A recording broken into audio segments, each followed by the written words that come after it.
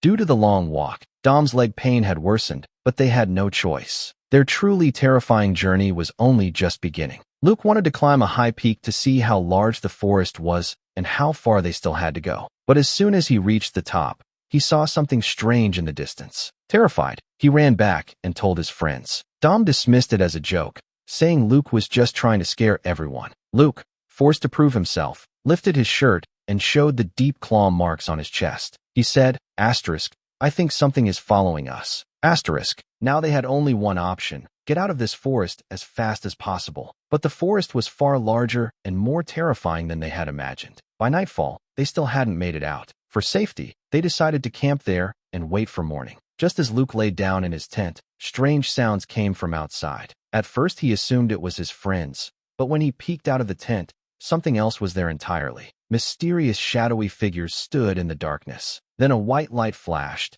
and Luke saw that old scene again. His friend Robert's murder in the store. This time, it felt as though the killers were looking directly at him. Terrified, Luke quickly retreated into his tent. A massive shadow appeared outside. Suddenly, someone yanked away his friend's tent, and Luke jolted awake from the nightmare. But in reality, his friend's screams were also audible. When Luke came outside, he found that Hutch had vanished from his tent. The other two friends were trembling with fear. Then a thunderous roar echoed from deep in the forest, and Hutch's screams were coming from the same direction. Without thinking, they all ran to find him. Despite searching all night, they found neither Hutch nor a way out of the forest. Exhausted by morning, they decided to first get out and then come back with help. They took the direction they had originally planned. Walking along, they reached a slope, and the sight before them made their blood run cold. Hutch's body was hanging from a tree, just like the black bear they had seen before. His stomach had been split open and everything inside removed. Fear was written clearly on every face. Despite their terror, they took Hutch's body down,